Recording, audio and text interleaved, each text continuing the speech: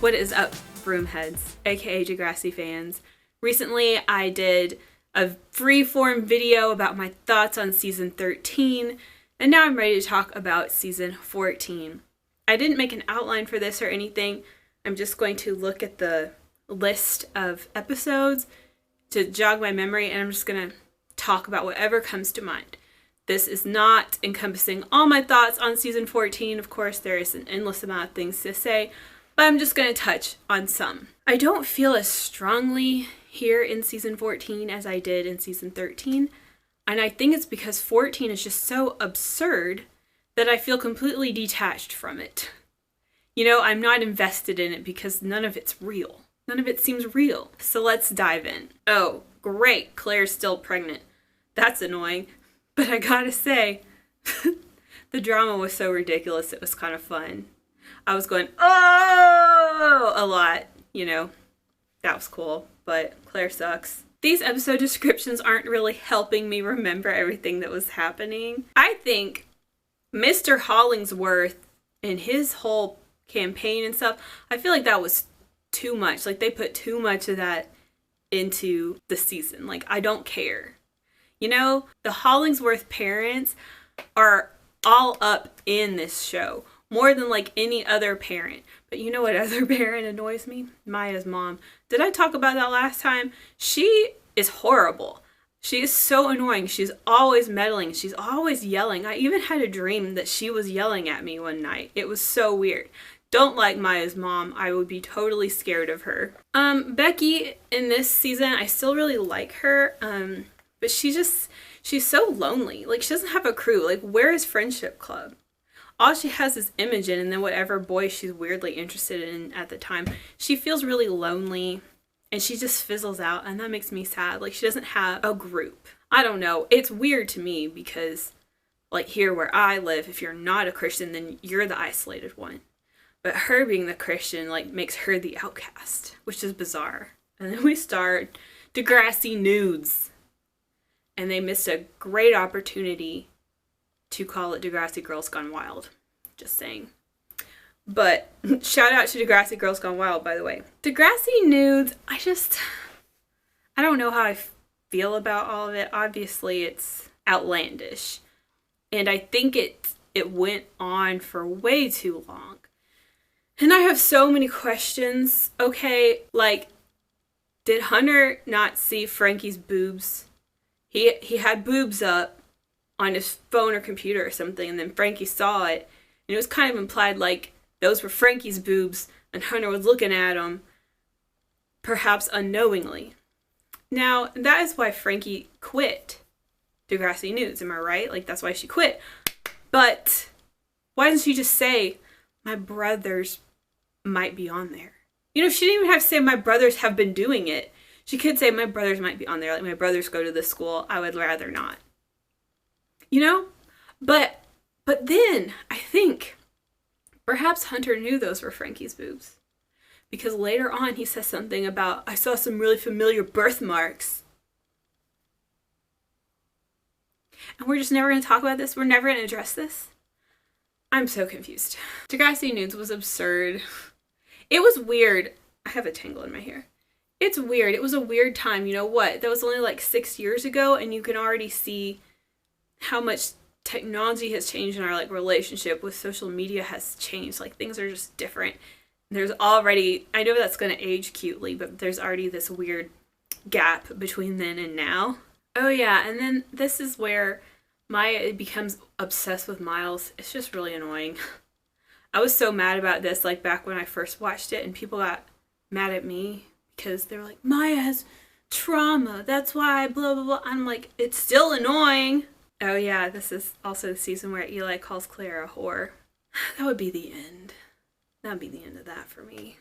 Love Eli, but that crossed a line, in my opinion. Tristan and Miles start dating in this season, which is cool or whatever.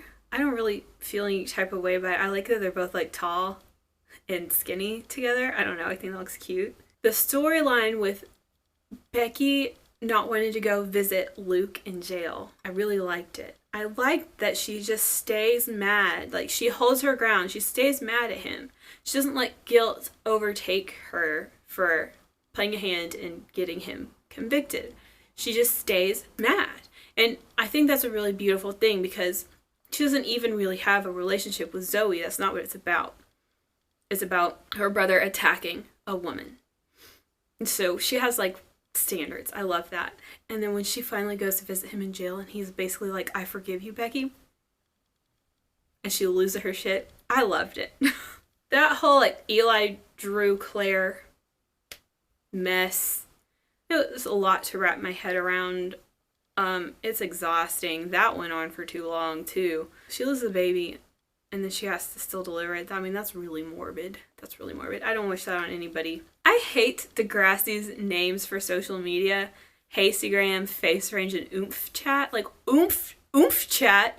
Why? Why do they give everything such a dorky name? That is so irritating. Let's talk about Jack coming on the scene. Why is she so pretentious? She's like such a hipster. It's so annoying. She has this like really cool girl facade. Like, she's into shit that you've never heard of before, and like she's just completely unrelatable because she's so like worldly or something. I love that she gives off this too cool for you image. But then when Imogen goes to her house, she finds out that Jack hasn't even come out to her parents. Like, Jack is a completely different person at home with her parents, and it really shows her insecurity that we never got to see before. Jack is kind of there's really no point because she came in like grade 12 and graduated or some shit. I mean, whatever, right? But I remember Zach, my husband, really liked her for some reason. He probably thought she was cute. Did they get back together at the end? Imogen and Jack? I don't feel any type of way about them either, really. Oh my gosh. And the whole freaking blackmailer thing where there was someone blackmailing Zoe over Degrassi nudes, that was so dumb. And then we had that little scene in the gym.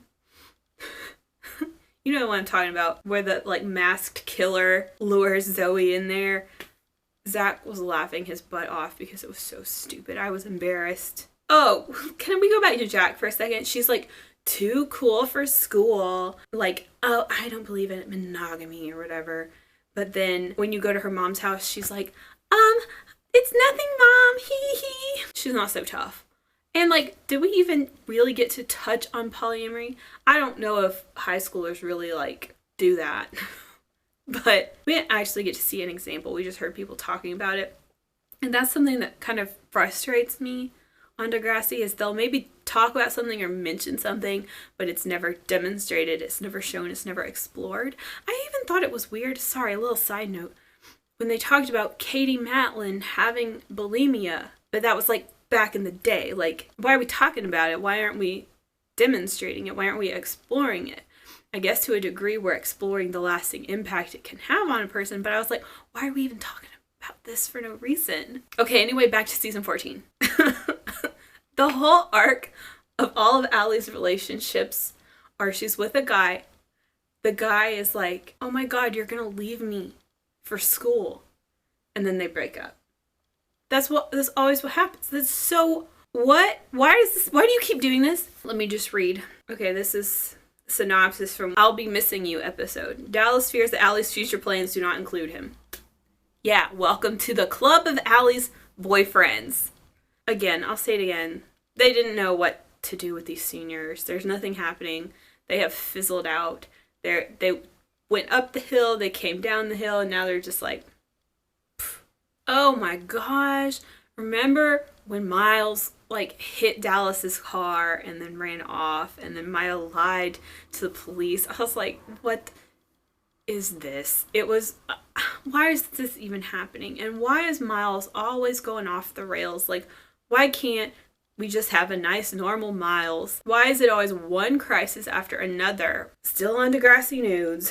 Still on Degrassi nudes. Oh yeah, Becky does have a friend. Jonas. I hate Jonas. What? Make him go away. Why is he so despicable? Oh, and the mysterious past. Oh my god. Let's not even get into what else we learn about him in next class. His mysterious past of drugs. Oh, and the whole straight edge thing. What is this, 2003? Okay, and nobody knows how to say it. They all say he's straight edge. It's called straight edge. You could tell a grown-up wrote this. Straight edge. Anyway, so Jonah is straight edge.